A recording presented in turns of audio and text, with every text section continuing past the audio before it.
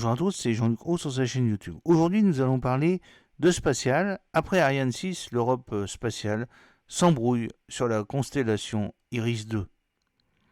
Malgré tous les efforts de la Commission européenne, l'Europe spatiale n'est guère en forme. Thierry Breton est déterminé à faire atterrir le projet de constellation Iris 2 qui doit doter les Européens d'un accès Internet sécurisé garanti.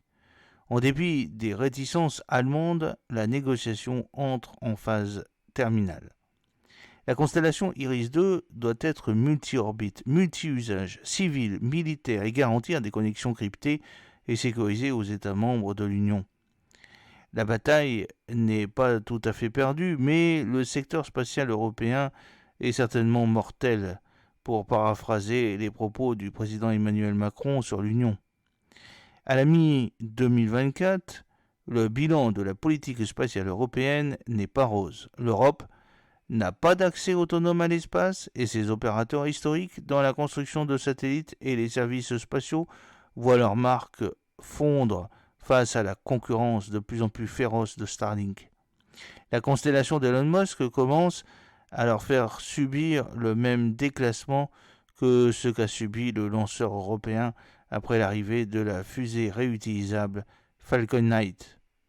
Pour rappel, SpaceX a frôlé la centaine de lancements en 2023 et en prévoit encore 140 cette année, quand l'Europe n'a plus aucune fusée en activité.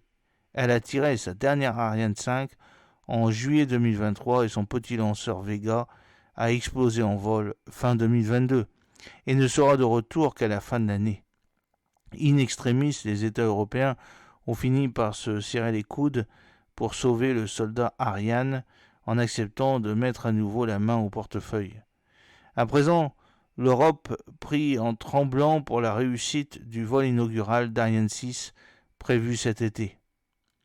Il y a des rivalités industrielles du côté des satellites, le bilan est moins sombre grâce aux bonnes performances affichées par les constellations de navigation et d'observation européennes Galileo et Copernicus, mais le lancement d'une troisième constellation souveraine pour offrir au continent des connexions Internet prend du retard. Voté le 14 février 2023 par une écrasante majorité de 606 voix sur 705, la future constellation Iris 2 doit doter l'Union européenne de son propre réseau de satellites de distribution Internet. Elle repose sur un partenariat public-privé, les opérateurs SES et Eutelsat finançant le volet civil, tandis que le budget européen doit prendre en charge les usages militaires. Une première tranche de quelques 2,4 milliards d'euros de financement a été réservée sur la période 2021-2027 et il en faudra au moins autant dans le prochain budget pluriannuel. Depuis le déclenchement de la guerre en Ukraine, qui a mis en évidence le rôle décisif des communications militaires sur le terrain, le projet est devenu une évidence. Impossible pour les 27 de dépendre d'un seul opérateur commercial comme Starlink. Pour autant, il est en retard sur le calendrier prévu et les rivalités industrielles des États polluent déjà son démarrage.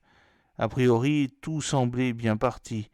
Les principaux acteurs du spatial européen ont choisi de se regrouper pour déposer une offre commune, pas d'arbitrage tragique, donc à opérer entre les offres concurrentes.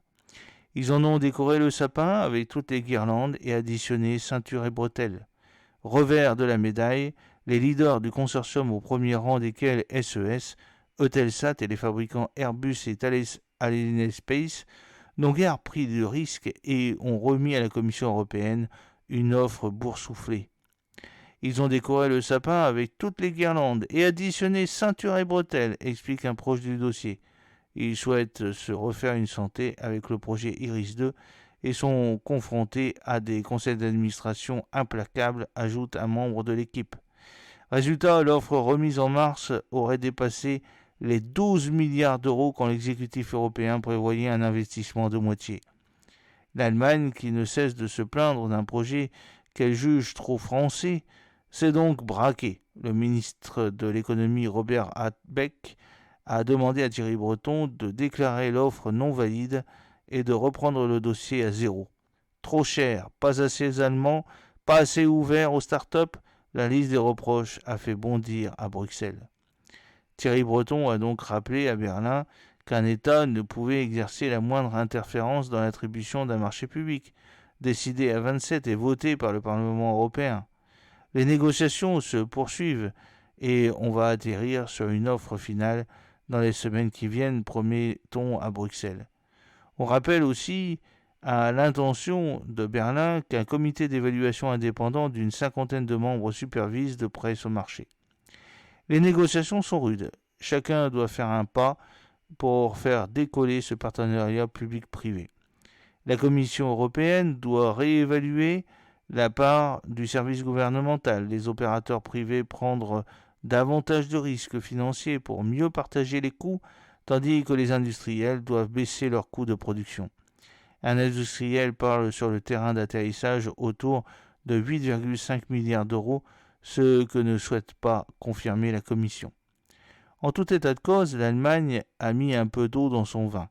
Le ministère de l'économie a affirmé qu'il ne souhaitait pas mettre en cause le partenariat public-privé pour IRIS2 et que le débat sur la constellation se trouvait déjà à un autre stade que la lettre envoyée début avril. Tout en insistant sur la nécessité de réduire les coûts et d'élargir les applications, le ministère insiste toujours pour demander plus pour les PME et les start-up, afin qu'un écosystème industriel européen puisse continuer à se développer, explique-t-on au sein du ministère allemand de l'économie et de la production du climat. Depuis 5 ans, la politique spatiale européenne est tiraillée entre l'Allemagne qui appuie sur le frein et Paris qui pousse à fond l'accélérateur. Mais à Bruxelles, on se déclare confiant sur une possible signature du plus grand contrat spatial jamais signé avant cet été. Quel que soit le résultat des élections, IRIS2 est inscrite dans le marbre de la loi. Reste à savoir si les États sont capables d'éviter les querelles nationalistes qui ont coulé Ariane.